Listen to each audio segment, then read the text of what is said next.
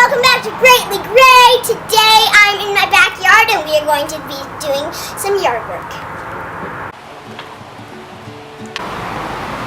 So this is our composter, and what it does is you just put all your wasted food in it, except for meat and dairy, and then you stir it all up and it turns all that wasted food into soil.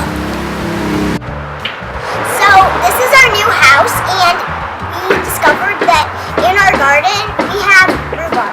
So this is our old stuff right here. It's really crunchy and lots of sprinkles. And then here's the new stuff. So yeah.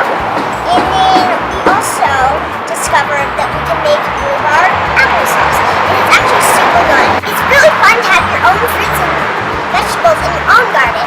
And I can't wait for next spring and fall to have a bigger garden.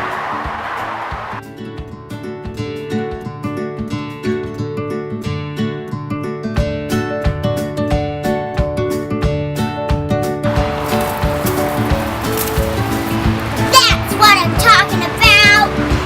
I love yard work and I love gardening, but one exception, not the bugs. Don't forget to like and subscribe to talk to the camera, and I'll see you